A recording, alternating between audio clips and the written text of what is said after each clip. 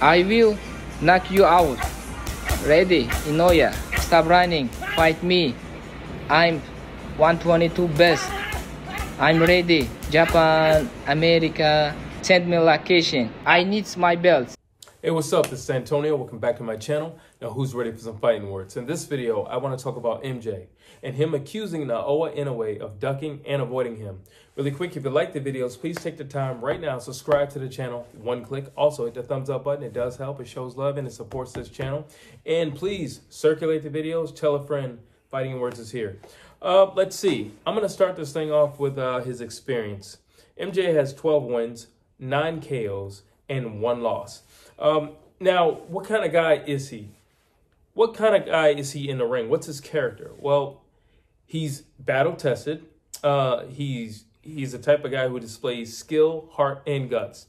MJ is a very fan-friendly type of guy. He's a come-forward type of fighter. Very busy in the ring. He's not wasting any time, and he's going to utilize all the time. Very aggressive. Like I said, he's a come-forward type of guy. At no time is the pressure going to be relieved of you. He's going to be up in your grill the whole time, the whole 12 rounds. Whatever it takes, he's going to be there. You're either going to have to put him out or you're going to have to suffer the consequences of being in the ring with him. Let's see. Very heavy-handed. Like I said, 12 wins, 9 KOs. He's not a slouch. He can put you away. He is a finisher, and he knows how to get you out of there. I've always said the type of guy who is going to give Inoue a challenge. And because lately there has not been a challenge, let's be honest. He's just kind of steamrolling through these guys. It hasn't been a challenge. Yeah, Neri knocked him down, but the minute Neri knocked him down, Inoue got up and literally cleaned the canvas with his face. So it wasn't much of a challenge. Yeah, there was a bit of adversity, and I do mean a bit of adversity, and that was a round of adversity. But after that round of adversity, he got his clock cleaned. So it didn't really mean a whole lot. So I've always said the type of guy that's going to give Naoya Inoue a challenge, and really either he's going to step up to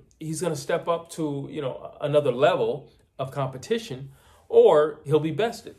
Well, I always said the guy would have to be aggressive. There is no way on this planet Earth you can fight Naoya Inoue and let him choose the pace, let him fight wherever he wants, and let him be comfortable. Let him sit and think, or have the opportunity to sit and think while he's beating you up. That individual is not going to win you a fight. An individual who gives you too much space is not going to win a fight against Naoya Inoue either. The person who's going to give Inoue a problem is going to have a high punch output and cannot be timid or shy when doing it. Just because you have a high punch output when you fought this guy doesn't mean you're going to have that same high punch output when you fight that guy, because everybody's different. We all understand that. That's true. But if there were ever a case where I would say keep that same energy, I would definitely say if you're going to fight Naoya Inoue and you are known to have a high punch output, you need to keep that same energy, because that's the thing that's going to at least make him respect you and keep him away from you. And if you cannot do that, you're in danger. Literally, you're in danger. And MJ, and I'm calling him MJ because there's no way I'm going to ever pronounce that name correctly. And I'm going to do him a disservice, and I'm going to be all tongue-tied for the rest of this video. So I'm not doing it. It's MJ. You're going to see it in the title. You'll know his full name. Let's see. MJ, listen, here's another thing about Naoya Inoue. You cannot allow him to fight in his own space and pace it, because if so, he's going to think. Then he's going to get extremely creative. And when he does that, it's just a problem for you. Naoya Inoue is a very creative person. And MJ is actually a very creative person as well. He's more creative in baiting people. He's more creative in, I don't want to say teeing people off, but in a sense, baiting people. Just getting in their face and trying to rattle them. You know, listen, psychological warfare is just as detrimental in a fight as physical warfare. It is, like if you're annoyed, if you're coming off your game, and he's been known to, MJ has been known to mess with his opponents a little bit, get in their face, stick his tongue out, do whatever he needs to do, do whatever he needs to do. You have, everybody knows I'm a history buff. You have Genghis Khan.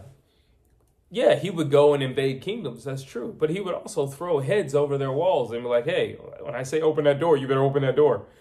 just the fact that there are heads falling from the sky makes you want to say, you know what? I don't know what he's asking, but maybe we should entertain it. But we should definitely get to that door and open that door right now. I don't want that guy having to feel he has to force his way in here. Because something tells me if he forces his way in here, he's not going to be talking. And that's the same thing with Naoya Inoue. You don't want listen, you don't want to give this guy any added room to be mad at you. I don't think it's going to work in your favor.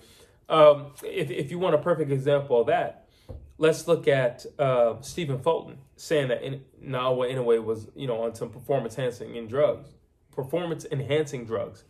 And did he verbally say anything? No, but he showed it in that ring.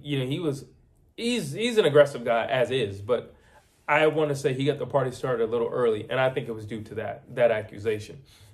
And I look at MJ saying he's avoiding me. He doesn't want to fight me. He's ducking me. Well, again, there's a thing about cultures in certain societies, globally. Naoya Inoue comes from an honor society. That's not an honorable thing to do. It's just not. It's just, this is the same society or same culture, and in their history had samurai and would commit seppuku. If you don't know what that is, it's where you take a blade and you gut yourself. Hey, sorry, Shogun, I've wronged you, or sorry, Shogun, I went out to fight in your behalf and I lost. Okay, but this is how I'm going to honor you by killing myself.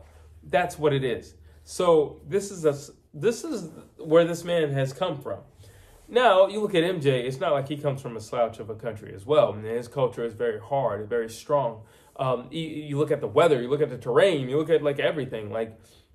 These are not soft men, okay? These are not weak men at all. So when you look at the dynamic culturally, I think it leads to a great fight. When you look at the styles, I think it leads to a great fight. You have two guys who are not going to back up.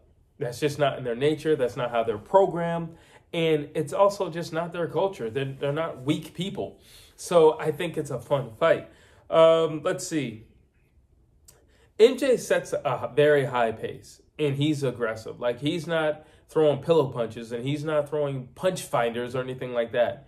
Whatever he throws at you, he's trying to hurt you with at all times. You have Naoya Inoue who understands how you can have a variance in the punch impact. While you look at MJ, he doesn't do that. If he's throwing a punch, he's throwing a punch. It's full steam ahead. It's everything I got. It's everything I have in me, and I want you to feel it. That's how he operates. Let's see.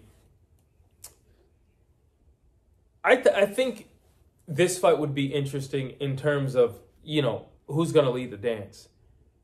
You have two aggressive guys. It's all about who's going to lead the dance.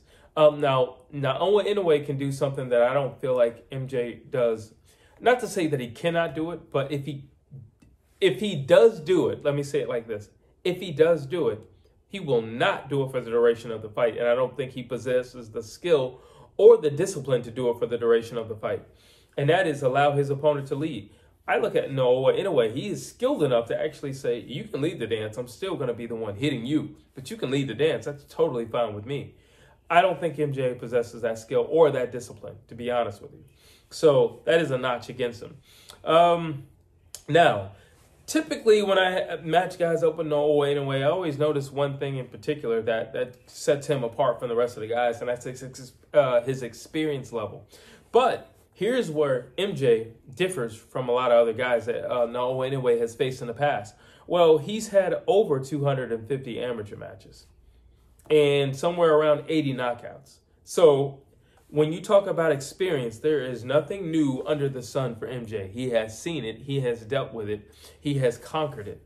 There's nothing new under the sun. Again, when I talk about these Eastern Europeans, there is nothing new under the sun. You can't present to them anything new. They've seen it. They've been in the ring with it. They've been in the ring with power punchers. They've been in the ring with guys who are very skilled and move.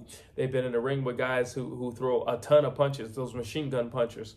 They've been in the ring with guys with very high punch IQ, fight IQ. They've been in the ring with guys who are, just very intelligent, very fast, very durable. Whatever you can think of, they've been in there with that type of guy. So that is something that he poses to Inoue, who says, well, okay, well, I actually have more experience than you in the ring. I actually have more than you. So that's different. So what would set these two apart in terms of experience? Well, it would have to be championship caliber experience. I think Naoya Inoue has championship caliber experience. He's fought a lot of guys who were champions, who were undefeated. Stephen Fulton was very high in everybody's books. Very high. He was the guy. Whether you like him or not, he was the guy.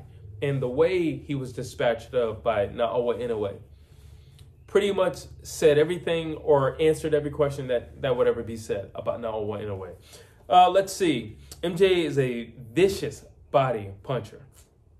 And I would even go as far as to say relentless body puncher. With a serious double jab.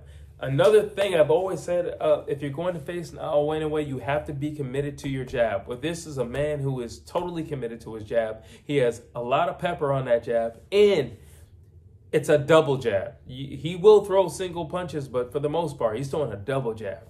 All right, so he's committed to every combination. He's committed to the sequence. He's committed to the attack. If anybody's throwing a double jab has got to be committed to attack. He's committed to it.